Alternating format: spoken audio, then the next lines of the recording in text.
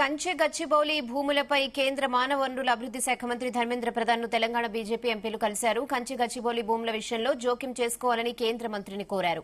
పర్యావరణ హెరిటేజ్ భూములను రక్షించాలన్నారు. హైదరాబాద్ పర్యావరణ పరిరక్షణ సమతుల్యతకు కంచె గచ్చిబౌలి భూములు ఎంతో ప్రయోజనకరమని తెలిపారు. 700 రకాల ఔషధ మొక్కలు, 220 రకాల పక్షులతో ఆ ప్రాంతమంతా ఆర్తనాదాలతో అల్లాడుతోందన్నారు. ఈ భూములను రియల్ ఎస్టేట్ గా మార్చి వేల కోట్లు దండుకోవాలని ప్రభుత్వం చూస్తోందని బీజేపీ ఎంపీలు కేంద్ర మంత్రికి వివరించారు.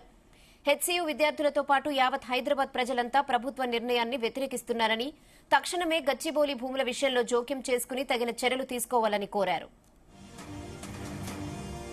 హెచ్సీయూకి సంబంధించిన ల్యాండ్ ఏదైతే రేవంత్ రెడ్డి అమ్ముకుందాం అనుకుంటున్నాడో దాని బ్యాక్గ్రౌండ్ ఇచ్చిండు. బేసికల్ గా ఈయన జేసీబీలు, రేవంత్ జేసీబీలు ఓల్డ్ సిటీలో నడవవు. ఈ హైదరాబాద్ సెంట్రల్ యూనివర్సిటీ పిల్లల మీద నడవడానికి సిద్ధంగా ఉన్నాయి. ఈయనకి అడ్మినిస్ట్రేషన్ సున్నా, ఈయనకి నాలెడ్జ్ సున్నా. ఈయన రియల్ ఎస్టేట్ తప్ప ఏది కూడా చేతగా ఈయనతోటి. ఈయన పెద్ద రియల్ ఎస్టేట్ ముఖ్యమంత్రి.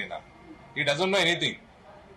ఇలా రాహుల్ గాంధీకి చెప్తా ఉన్నా, నీకు కమిషన్ లేకపోతే ఇది అమ్ముకుని 40,000 కోట్లు ఏదైతే వస్తాయో అందులో నీకు పర్సంటేజ్ లేకపోతే నువ్వు ఇమీడియట్ గా రేవంత్ రెడ్డిని ఆపమను. రోహిత్ వేముల చనిపోయినప్పుడు నువ్వు వచ్చి ఏం వాగ్దానం చేసినావు?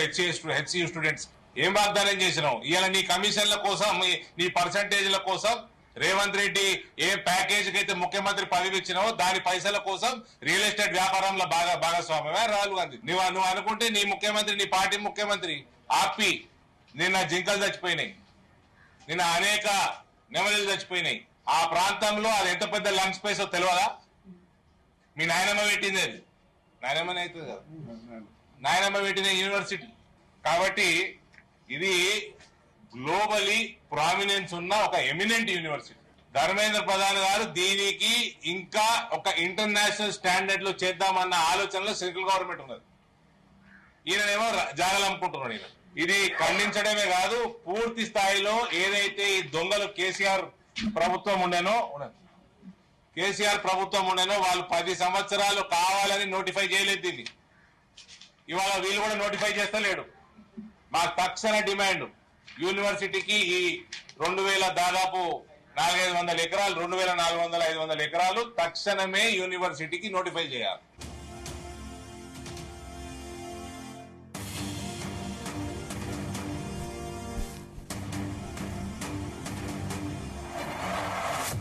కంచె గచ్చిబౌలి భూములపై కేంద్ర మానవ వనరుల అభివృద్ది శాఖ మంత్రి ధర్మేంద్ర ప్రధాన్ ను తెలంగాణ బీజేపీ ఎంపీలు కలిశారు. గచ్చిబౌలి భూముల విషయంలో జోక్యం చేసుకోవాలని కేంద్ర మంత్రిని కోరారు.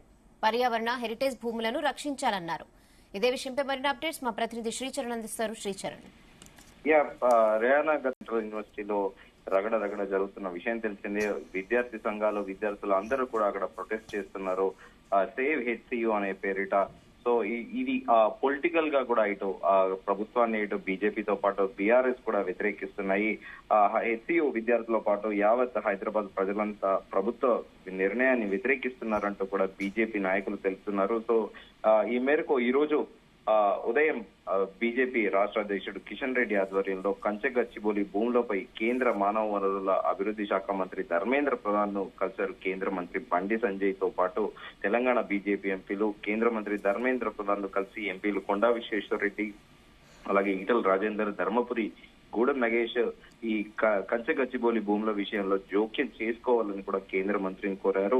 పర్యావరణ హెరిటేజ్ భూములను రక్షించాలంటూ కూడా ఆయన కోరారు. దీంతో పాటు హైదరాబాద్ పర్యావరణ పరిరక్షణ సమతుల్యతకు కంచె గచ్చిబౌలి భూములు ఎంతో ప్రయోజకరం అంటూ కూడా వారు పేర్కొన్నారు. 700 రకాల ఔషధ మొక్కలు, 220 రకాల పక్షులతో ఆ ప్రాంతం అంతా అలరారుతుంది అంటూ కూడా ప్రస్తావించారు. ఈ భూములను రియల్ ఎస్టేట్ గా మార్చి వేల కోట్లు దండుకోవాలని చూస్తున్నారంటూ కూడా కేంద్ర మంత్రులు ఒక రిప్రజెంటేషన్ ఇచ్చారు. హెచ్సీయూ విద్యార్థులతో పాటు యావత్ హైదరాబాద్ ప్రజలంతా కూడా ప్రభుత్వ నిర్ణయాన్ని వ్యతిరేకిస్తున్నారంటూ కూడా ధర్మేంద్ర ప్రధాన్ దగ్గర ప్రస్తావించారు. తక్షణమే గచ్చిబౌలి భూముల విషయంలో జోక్యం చేసుకుని తగిన చర్యలు తీసుకోవాలంటూ కూడా బీజేపీ ఎంపీలు కోరారు. మరోవైపు మనం చూసాం, ఈ రోజు ఉదయం నుండి కూడా అటు బీజేపీ ఎమ్మెల్యేలతో పాటు బీజేవైఎం కార్యకర్తలను కూడా పోలీసులు అరెస్ట్ చేసిన విషయం తెలిసిందే. ఇంకా బీజేపీ ఫ్లోర్ లీడర్ మహేశ్వర్ రెడ్డిని ఉదయమే పోలీసులు హౌస్ అరెస్ట్ చేశారు. ఈ నేపథ్యంలో ఆయన ప్రత్యేకంగా ప్రెస్ కాన్ఫరెన్స్ పెట్టి కూడా పలు కీలక వ్యాఖ్యలు చేశారు.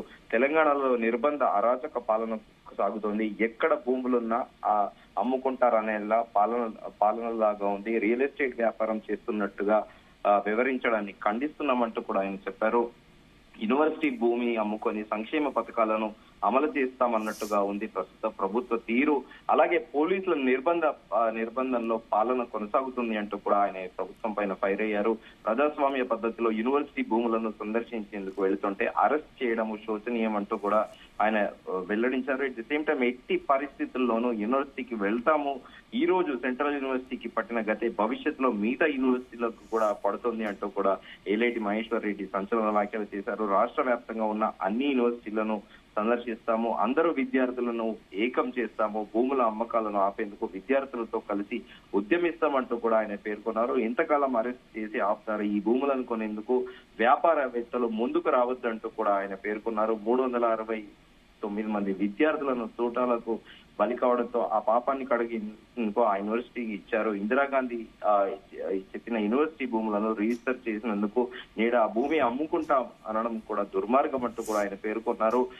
అయితే విద్యార్థులు ఆ భూములు మాకే ఉండాలని ఉద్యమం చేశారు. శాంతియుతంగా ఉద్యమం చేస్తే వారిపై విచక్షణ రహితంగా దాడి చేశారంటూ కూడా ఏలేటి మహేశ్వర్ రెడ్డి పేర్కొన్నారు. బీఆర్ఎస్ గతంలో వందలాది ఎకరాలు 1,000 కోట్ల రూపాయలు అమ్ముకున్నారు. ఇప్పుడు మీరు అదే తరహాలో అమ్మేస్తున్నారంటూ కూడా ప్రభుత్వం పైన ఫైర్ అయ్యారు. 30-40 వేల ఎకరాల భూమిని అమ్ముకోవాలని చూస్తున్నారు.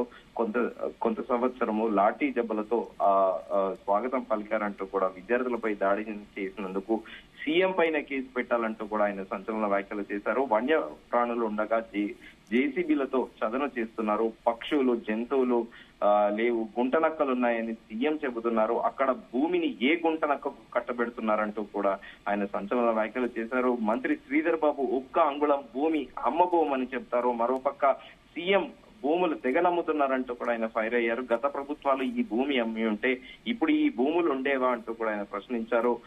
స్పీకర్ ను ఎమ్మెల్యేలతో కలిసి సందర్శిస్తామని ఎందుకు అఖిల పక్షాన్ని అక్కడ వెళ్ళడం లేదు అంటూ కూడా ఆయన ప్రభుత్వాన్ని ప్రశ్నించారు. సీఎం మనసు మార్చుకున్నాడా లేకపోతే ఆయన మనసు భూమిలపై పడిందా అంటూ కూడా ఆయన తీవ్ర స్థాయిలో మండిపడ్డారు. రేయానా. ఓకే.